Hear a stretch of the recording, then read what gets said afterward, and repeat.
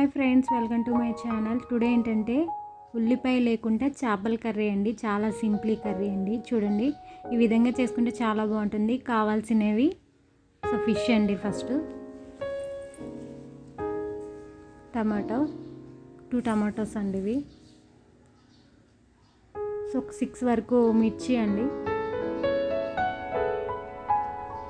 కరివేపాకు, కొత్తిమీర, నానబెట్టుకున్న చింతపండు, అల్లం వెల్లుల్లి పేస్ట్, పసుపు, కారం, ఉప్పు,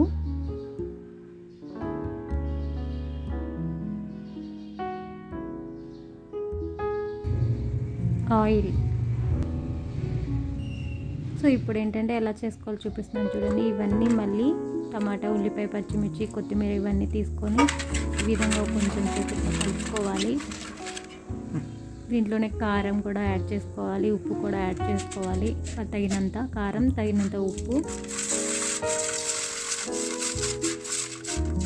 ఇందులోనే పసుపు యాడ్ చేసుకుంటున్నాను. అల్లం వెల్లుల్లి పేస్ట్ కూడా వేసుకుంటున్నాను. కొంచెం ఇలా మందపాటి గిన్నె అయితే బాగుంటుందండి. ఇందులోనే చేపలు క్లీన్ చేసుకున్నాం కదా, ఫిష్ అన్నవి. క్లీన్ చేసుకున్నవన్నీ ఇందులో వేసుకొని మొత్తం వీటితో పాటు కలుపుకోవాలి, ముక్కలకు పట్టేలాగా. కారం, ఉప్పు అన్నది. ఆయిల్ కూడా వేసుకొని బాగా కలుపుకోవాలి. ఇప్పుడు నానబెట్టిన చింతపండు మనకి తగినంత వాటర్ అన్న దీంట్లో యాడ్ చేసుకోవాలి. చింతపండు గుజ్జు కూడా వేస్తున్నాను. చూడండి, ఈ విధంగా మళ్ళీ ఇంకొంచెం వాటర్ వేసుకుంటున్నాను. చింతపండు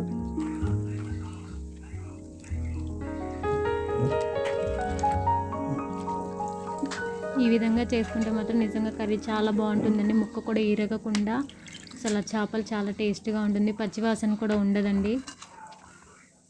స్టవ్ ఆన్ చేసుకొని మనం ఇవన్నీ కలిపి పెట్టుకున్నది ఇలా స్టవ్ మీద పెట్టుకొని బాగా ఉడకనివ్వాలండి. సిమ్లో పెట్టుకొని ఒక 10 మినిట్స్ పాటు, హైలో పెట్టుకొని ఒక 10 మినిట్స్ పాటు ఉంచుకోవాలి. ఎందుకంటే ఫస్ట్ హైలో పెట్టుకోవాలండి. ఒక 10 మినిట్స్ పాటు పెట్టుకున్న తర్వాత బాగా ఉడుకుతూ ఉంటుంది కదా. చూడండి, ఇప్పుడు ఈ విధంగా ఉడికినప్పుడు సిమ్లో పెట్టుకొని ఒక్కసారి ఇలాగా గంట పెట్టకూడదండి. గంట పెడితే ఏంటంటే విరిగిపోతుంది. ఇలా క్లాత్ తీసుకొని ఇలా కొంచెం షేక్ చేస్తే సరిపోతుందండి.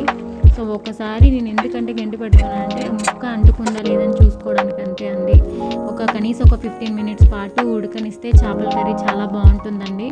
ఈ విధంగా బాగా ఉడికిన తర్వాత కొంచెం సేపు ఆవిరి మీద మూత పెట్టుకొని ఆవిరి మీద మగ్గనివ్వాలి సిమ్లో పెట్టుకొని. ముక్క ఉడికిందా లేదా వాసన చూసుకొని, వాసన తెలుస్తుంది కదండి మనకి, పచ్చి వాసన పోయిందా లేదా అన్నది. చూడండి, ఈ విధంగా కొంచెం సేపు ఉంచుకోవాలి ఇలా. ఈ విధంగా ఉంచుకున్న తర్వాత బాగా దగ్గరికి అయిపోతుంది కదా, మనకి తెలుస్తుంది కదా. చూడండి, ఇట్లా ఆయిల్ అన్నది పైకి తేలే వరకు ఉంచుకోవాలి. అంతేనండి, ఉల్లిపాయ లేని చేపల కర్రీ